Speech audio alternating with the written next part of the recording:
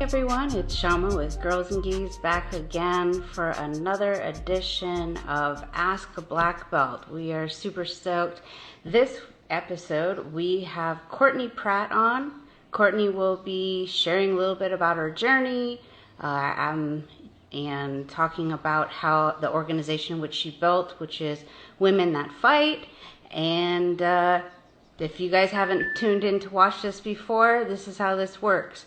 You go ahead, you ask questions, and she will answer them. So let me go ahead and get her on here in just a moment. Hey guys, how's it going? Hey, how are you Sorry, doing? I was on my laptop, so we're a bit lagging, I think.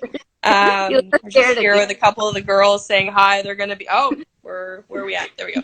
I don't work well with technology always. So everyone's saying hi before I join to another room.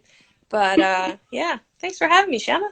No, thanks for being on. I appreciate it. I'm super excited to have you on and to give the opportunity for the community to ask you some questions because you're doing amazing things out there. And how long have you been at it? With WTF or just in general? Training and WCF. I'm interested on both. Well, WTF. I mean, sorry. I'm gonna switch out. The girls are a little loud out there.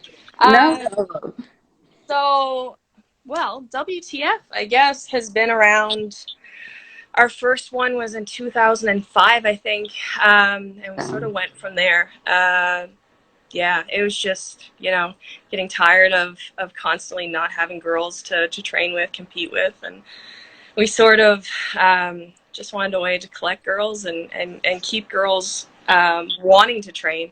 So yeah, so that's kind of where it came from. It's kind of sad because actually tomorrow would have been our 5th event that we generally have over in PEI. And it's an overnight event and a lot of fun. And because of COVID, it's not happening. Yeah, it's been unfortunate on so many levels. So how are things in your area? Because you're in Canada and you're in the East Coast. Yep. Are you guys in quarantine or lockdown? Or are you guys slowly opening, or what is the terrain?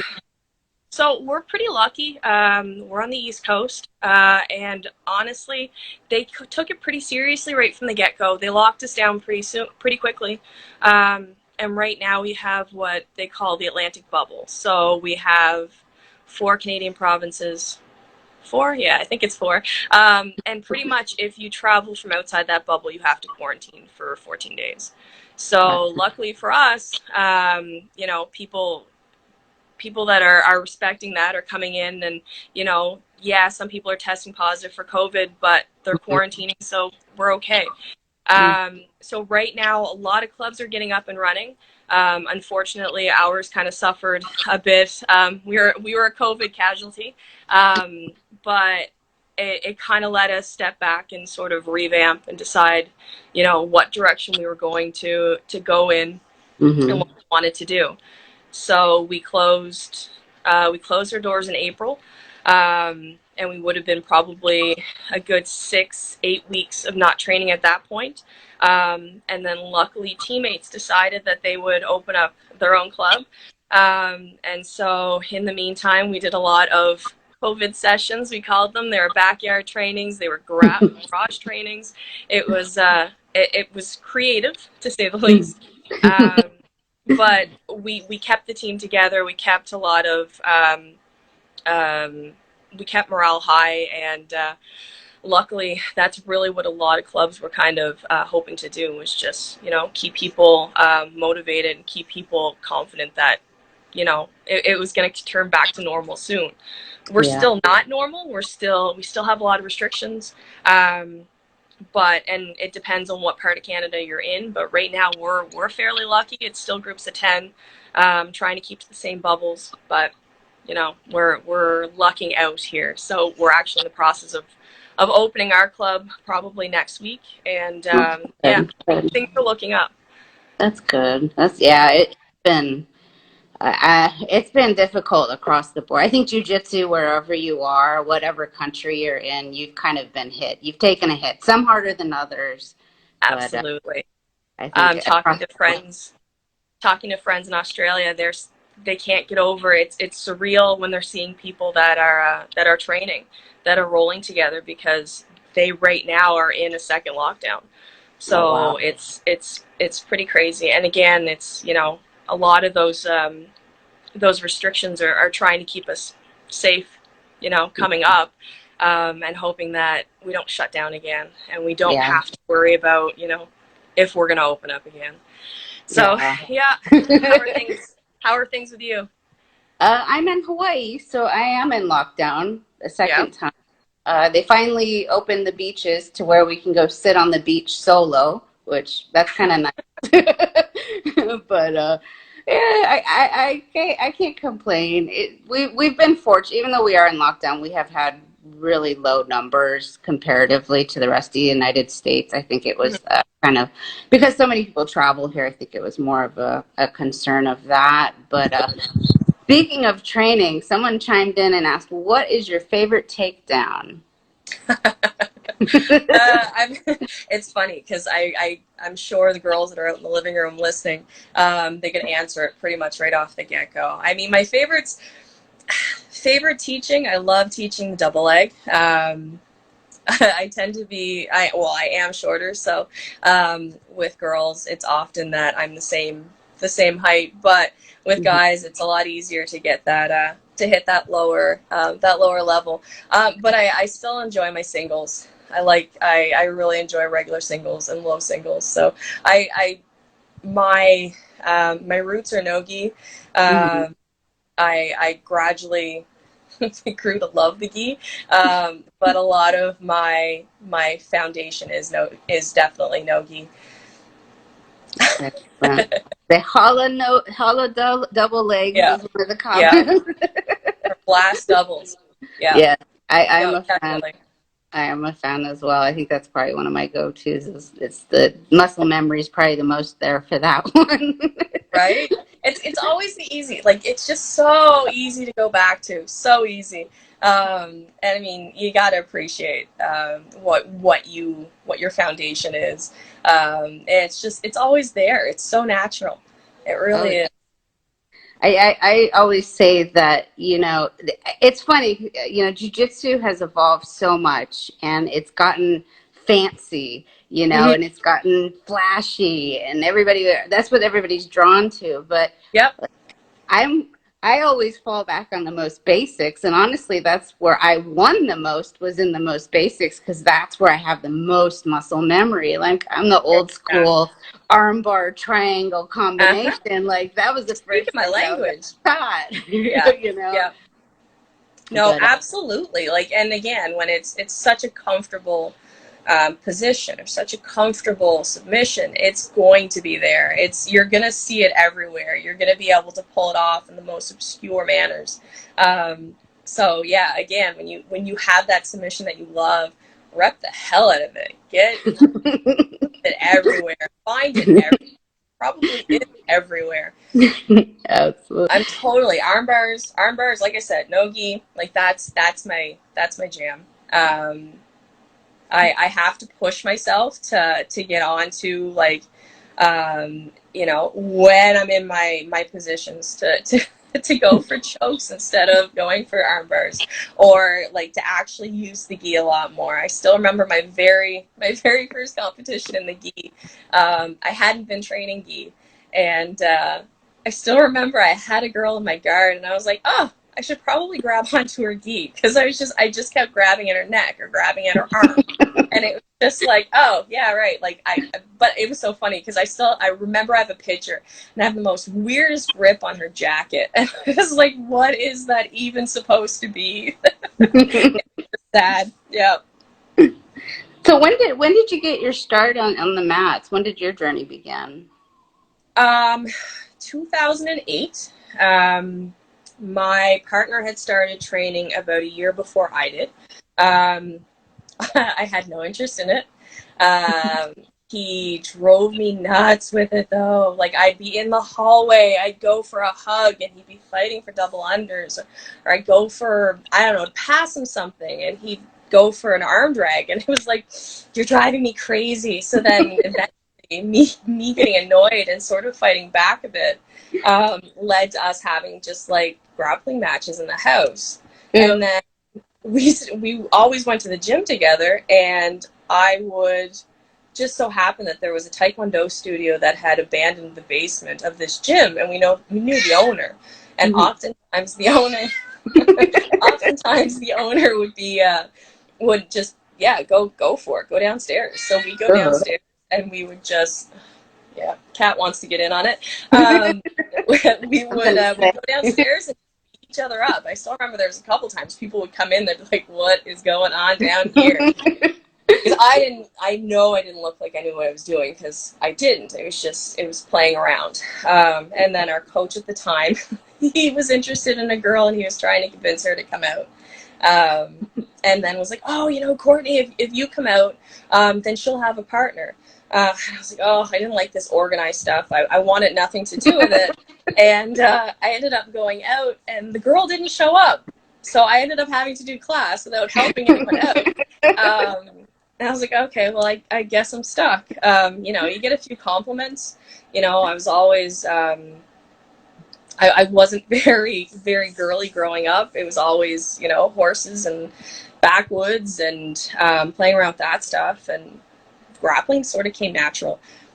It was really something that, I sort of, the movements came very natural to me. Like it felt really, I don't want to sound cocky. They felt very normal to me. So right off the bat, like it was, it was comfortable. I didn't necessarily like having to do classes. I feel like I was like a lot of like the guys starting out, but I ended up going and I got into the routine of classes. It's hard at first because I was doing a lot of shift work, but it ended up working out for the best anyway. That's funny. You and I share a very similar kind of journey. My friends in high school, they were all into jujitsu growing up, and I was just like, nah, that's the guys. I'm not into that. But then they'd come home and they'd pick fights with me, and I was kind of a tomboy too, so I'd be like, all right, we'd wrestle. And eventually, it wasn't until 5 years later that they got me in the mats as well. I'm happy it didn't take me that long. I mean, again, at 5 years later from high school, you were probably much younger than I was starting out. I'm really sad I waited as long as I did. I mean, really, it didn't present itself. I think in growing up in the small town that I lived in, we had judo. I still remember a couple times one of the girls on my school bus would talk about her judo warm-up, and I was like, oh, I die. I can't imagine doing that. No, that's way out of my wheelhouse. And then it was like, oh, okay, that's all it was. I'd be fine. But yeah, no, I had no interest in martial arts at all growing up. I was too busy, but with horses and stuff like that. But yeah, I had no interest in it. No, yeah, I honestly thought it was kind of dorky. I'm like, oh, the dorky kids are doing martial arts, And then it wasn't until I tried it, it was like, okay, I get it. Yeah. Don't care what I look like. I'm okay with that. Yeah. No, it was. Yeah. Oh God. Yeah. And I was a dorky kid, so I didn't have any place to judge. And it's so sad when you think back. It's like, oh, if I just bypassed that stuff, it would have been fun. But I was just, man, yeah. If I could go back in time, I would definitely, jiu-jitsu. At least a couple of years, I would like to think. My partner had talked about it I think we were together about 6 years before he started doing it. And he had talked about it forever. And I still remember he went to another club and he tried it out. I remember him coming home and saying, I puked. I couldn't do it. And I was like, oh, you're stupid. Why are you doing this? Like, why are you doing this stuff? But he kept talking about it, and he's still watching UFC. And it was like, I really wish I would have pushed him a little bit more for it, because then it, in turn, would have probably gotten me going a little bit earlier. Because, again, like, you always say, like, you can never be like young enough to start. So it's like, yeah, it's great, you get going. But if I, you know, at 27, it was like I felt like I was quite late getting with. Yeah, there's women that are starting in their 60s now. It's Yeah, phenomenal, you know? It's amazing. that's fantastic. Yeah, yep. Yeah. So tell me what the landscape was as far as women in jiu-jitsu when you started and kind of the transition to where you guys are at now. I mean, I'm sure you played a big part having these opportunities for them as well. The landscape is pretty amazing. Like it's fantastic, and I feel like that's everywhere. I'm not sure what's causing it to blow up. I don't know if it's social media helping to, you know, to propel a lot of the women athletes into that sort of spotlight. If it's MMA, if it's the UFC sort of spotlighting women a little bit more. I don't know, but man, it's like when I started, so 2008, that's 12 years. I could literally count. Like I said, I was collecting people on Facebook. Every time I'd find a girl at a tournament, I'd be like, "Oh, get you on Facebook because I need to, you know, one of the next tournaments that happened. I want to make sure you're around because a lot Mm-hmm. of what were happening when I first started, depending on the tournament, you might not have been allowed to compete with the guys if there were no girls. Mm-hmm. So that was really frustrating. It was super frustrating. Um, and a lot of girls were getting deterred from competing because they either didn't want to compete with a guy, so therefore they just weren't putting the like they didn't want to work so hard at it to find out no one was competing. Mm-hmm. But also there were the girls that wanted to compete with guys if there were no girls. They wanted to compete regardless, which is fantastic. Um, my my very first tournament in the gi was like I said, sad. But my very first tournament was a no-gi tournament, and same thing happened. So I showed up, another teammate showed up, no other girls. Well, guys, we're not paying an entry fee to compete against each other when we can just do that for a membership in the gym. Yeah. And we weren't going to be allowed to compete with the guys. And it was, we kind of were made to feel really, really small because, oh, well, you know, we're going to have to check in with the guys. Oh, you know, the guys don't feel comfortable with it. And it was like, we kind of felt like second-class citizens that, you know, we're kind of getting railroaded here. So it got really frustrating. So again, we just sort of started collecting people and building those groups. And not long after, I started a women's program at my club. I shouldn't say not long after. It was probably about, I probably was only training for about a year and a half to 2 years when I started teaching a women's only program. And I wanted it to sort of mean something. So one class a week we were offering it free of charge for women to come out, because what we were finding was a lot of times women don't put themselves first. A lot of times women are the moms, they're the caregivers, they don't want to put money into it because, or they don't feel like they can put money into it because it's got to go towards the family, or, you know, what if I put money into it and I can't make it because I have to look after someone. So we wanted to have that opportunity, and we ended up having a lot of moms join, a lot of people who otherwise wouldn't be able to commit necessarily. And we also had a lot of at-risk people, people that had former domestic issues, a lot of people that joined and probably might not have been able to, or might not have had that sort of jumpstart to do it, had that not been offered.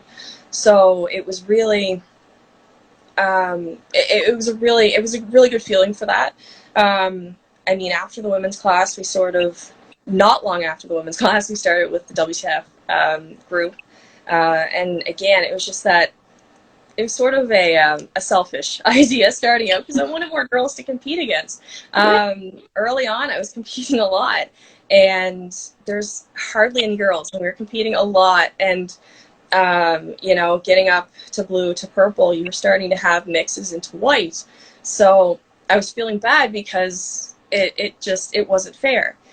But early on, get the girls joining, get the girls, participating, and then having more to compete. Again, I probably would have, I shouldn't say I wouldn't have continued on, but there was a couple of huge hurdles that I had that had I not had my jiu-jitsu girls that I had met through tournaments, had I not had them, I probably would, I can't say I would have quit, but it wouldn't have made my journey near as nice. Yeah. And so with WTF, I wanted people to have that network as well. So not just about building the girls or building the amount of girls on the East Coast, but it was about making sure that they had those networks that, if it's girls in PEI, that they had, several different towns that they might be all able to at least go see each other, even though we might not see them in Halifax. Same with Brunswick. We've got Canada's huge, and unfortunately, a lot of times it's a lot of traveling in between towns and between provinces. So to have those relationships, there's a lot of people that go elsewhere to train now, and a lot of really great relationships that aren't necessarily due to WTF, but I think it helps a lot of. I think it helps a bit of that culture. So yeah, that's where that came from. It was a little bit of selfishness on my part.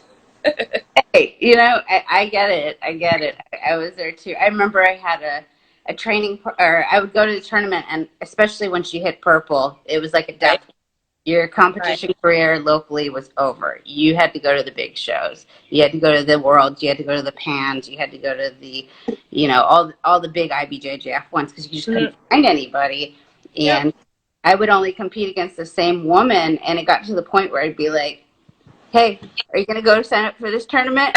Okay, cool. I'll see you there. Because I didn't have Perfect. anybody Yep. else. Yep. But she pushed Exactly. me. But she put, and again, too, like the solidarity and the friendships and the connection you get from just having that female support Yep. is so important. Same thing. I would have struggled a lot harder for sure Yep. if I found that support in the community that I had available to me as well. But, And that's it for the white belts coming up. Like it's really important to know that your journey is not necessarily the struggles that you have in your journey aren't necessarily unique. That there might be someone out there. More than likely, there's someone out there that you can connect up with that may have had the same situation happen, or the same hurdle, or just the same frustration. Back to competing, yeah, same idea around here, and even with Canada, you go into, let's say, Ontario, which is probably the biggest province, and as far as jiu-jitsu goes, probably the biggest in Canada. And you have people at world-class levels like Alison Tremblay who can't get a fight in Canada at black belt. Like, it's just impossible. And it sucks because, again, when I was purple, there wasn't a whole lot of people that were traveling to compete. It didn't happen that often. Our closest, for the longest time, our closest IBJJF tournament, which at the time was the biggest, was Montreal. And Montreal wasn't even really that big. You could get to New York, you could get to Boston, but for Canada, it was at Montreal. And a lot of time was spent doing local tournaments, and you're right, at white and blue it's fine, and then purple it's like, oh my goodness. And I think I did one local tournament at purple, and it was mixed, and I felt frustrated because I didn't feel very good about it. I remember it was a no-gi tournament, and we were doing I was helping out with the brackets, and at that time there was a significant size difference for a couple of our people. Like, we had a couple of blue belts that were like 105 pounds, but then we had a couple of wrestlers that were 195 to 205. So, like, significant difference. But when you're looking at experience, like, on paper, they were getting put in together for a lot of times. And so I was trying to advocate a lot for that. And at this point, it was no-gi. Yeah, it was purple belt. But I put myself in with the 205. The teammate at the time got extremely upset because how dare I, being a purple belt, put myself in with a Canada Games wrestler. She's a wrestler. she's fine. She's handling herself. But it was like, it was such a hard time, because I mean, again, I was in the middle at like 150, 155, so it made sense for me size wise to go up, and the smaller women to have their division. Again, I think it was a mix of white and blue. But yeah, it was really frustrating to be in those mixed groups and to really feel like it was fair. So I definitely took a bit of time off for competing. We weren't really traveling yet, and then by the time it came time to travel, I was probably 2-3 years without competing, and at some point it's like, do I want to compete anymore? Which was really sad, because I competed my whole life with horses, and really when I started with jiu-jitsu, my first like short-term goal was I'm gonna train to compete. My first tournament being like 9 weeks in, I was like, that's what I'm gonna do. That's no problem. It was only a local tournament, but I was like, yeah, sure, let's do that. Yeah, right. And then so then at some point it's like, the fire goes out, and it's like, do you want to compete anymore? I don't know. It's kind of sad, and I don't want other people to feel that way. Like I want.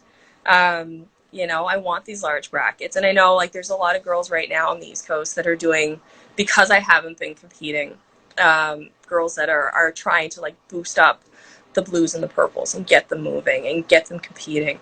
Because something happens at purple that like they drop off.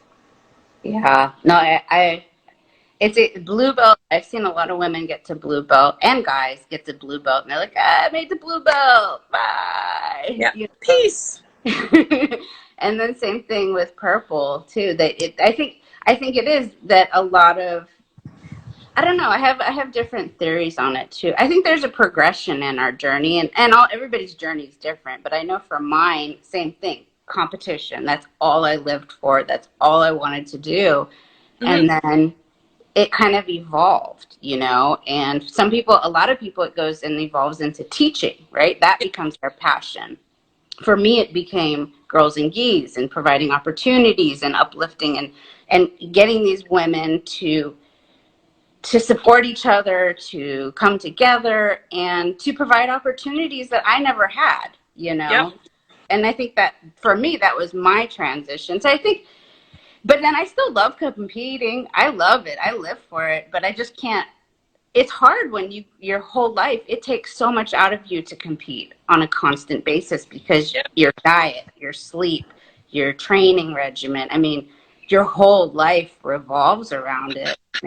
Yeah. Well, to really feel like you're doing justice to it, you really need to put that effort into it. I mean, my other problem came from, injuries upon injuries. Like I was one of those stubborn kids. Like, I think I've bulked up a bit since then, but I think I was like 135 starting, when I started out, and I still remember the big brutes in no-gi that used to just crush me. Like I've got like significant neck issues now, that I know are absolutely from that and not tapping. Like I know it. And stubbornness was was a huge problem of mine. Wicked. Oh, so bad.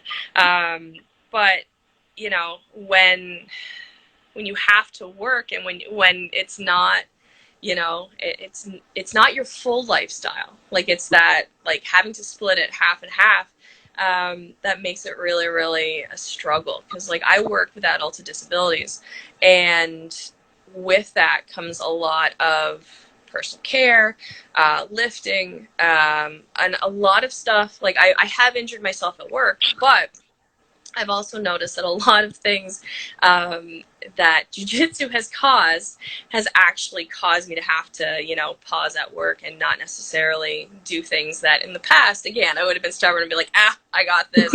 Like, oh, it was unreal. But at the same time, it really made me realize that, I still need to be able to do my job. And I don't want to have to, be the lady in her 40s that, can't do half the requirement, and I'm the one that the younger ones are bitching about because Courtney was an idiot in her 20s and 30s and screwed up her back and screwed up her knee and screwed up her neck. So that's, I find that difficult too. I mean, I find back to the girls in purple belt. I don't know. I feel like it's almost like, people do drop off at blue. So I feel like there's a significantly less amount of girls that are being graded to purple. So when it comes time to compete and they're getting thrown back in with the blues, they've got that pressure. And they've got that pressure put on themselves. And I find a lot of times it's probably less so in the States because there's a lot more there's a lot more schools and a lot more girls that are competing, and a lot more girls that are grading. But I know for the smaller places, when you get to purple, you might be the first one in your gym. Like, you might be the first girl that get graded to purple. And that, we tend to put a lot of weight on that. We tend to put a lot of pressure on that.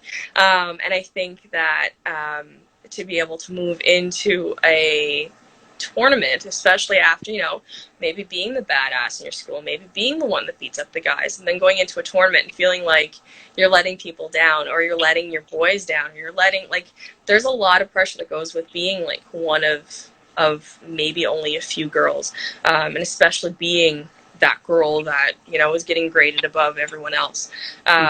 So again, I think it's trying to encourage more girls to stick around, and stick it out past blue.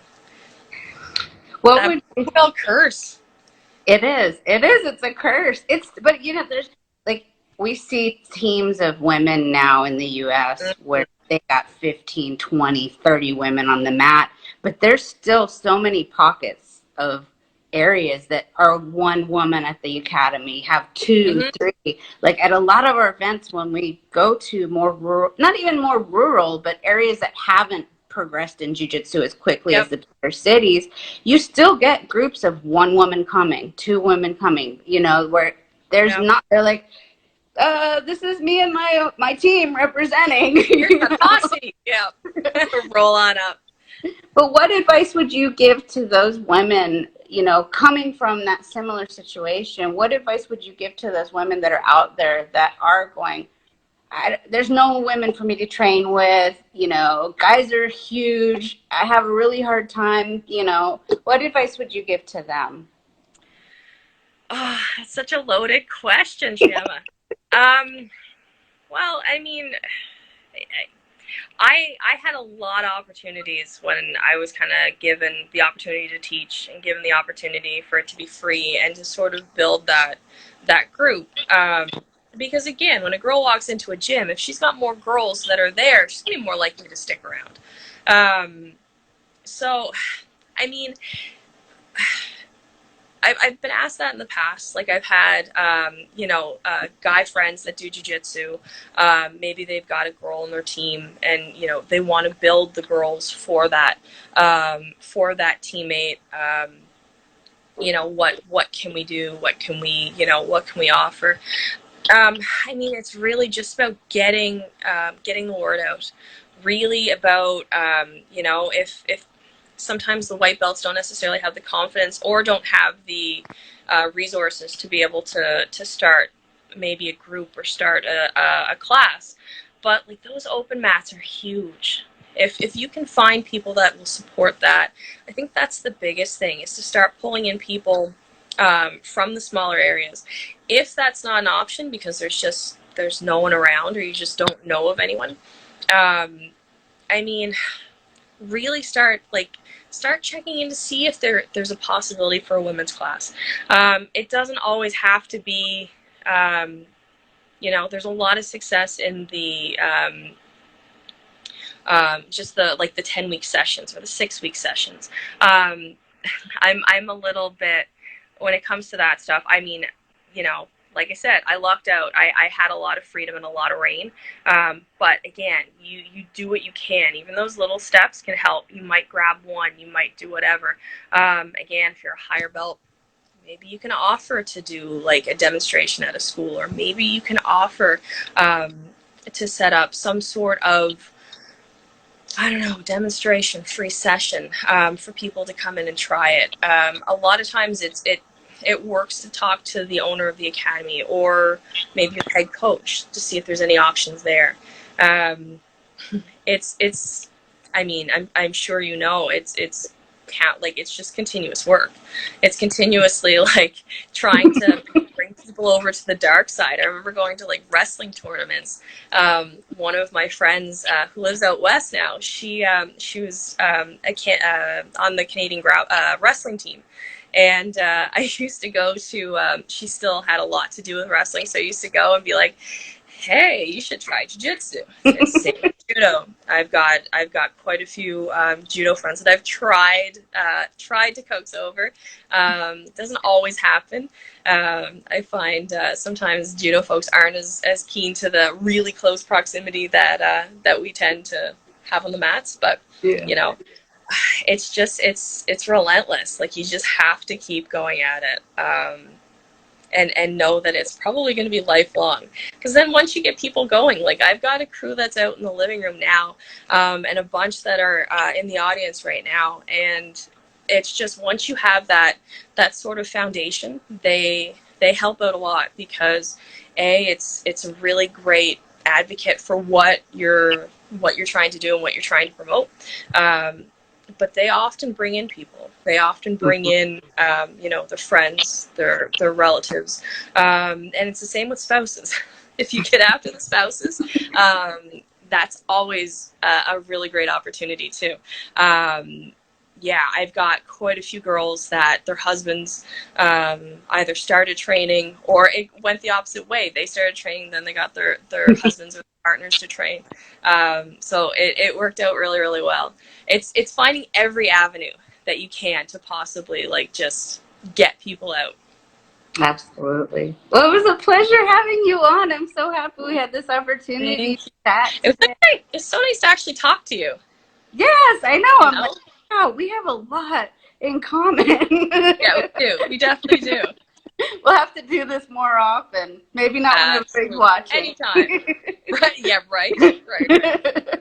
Excellent. Awesome. Well, thank you again. It was a pleasure. You know, I applaud what you're doing. I think that all of us in every corner of the world that is taking on the challenge of encouraging more women and girls to get on the mat, it is, you know, I know how difficult it is. I know how much time goes into it, and effort, and how much heart. So absolutely what you're doing, and I really admire what you've done for the women in the West Coast and Canada. You do, Shamma. Like, you do so much for that group. I mean, it's absolutely amazing. And honestly, when the group started, that was what we would aspire to.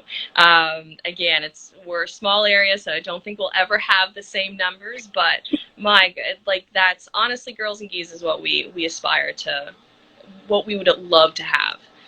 Okay. It's possible. Anything's possible. I didn't believe it, and here we are. So exactly. And I think it's not about the numbers; it's about the impact. It's the long-term impact. Yeah. So that to me is more value. Like, whether we have 20 people on the mat or we have 150, as long as they walk away with that experience of knowing they're not alone. And the girls are just bringing me my wine. Thank you. Well, you enjoy. She almost drops the bottle of wine. I was on a limit. I was like, no, we're not doing more than I was like, if I start into the wine, no more than 2 glasses. It cannot happen. That never happened. I haven't even cracked it yet. Oh, well, you enjoy your evening, and again, thank you for being on, and thank you everyone for tuning in. We look forward to seeing everybody again. You take care, Courtney. See you guys. Thanks, Shamma. Bye. You find me loser, set me free. You make me win.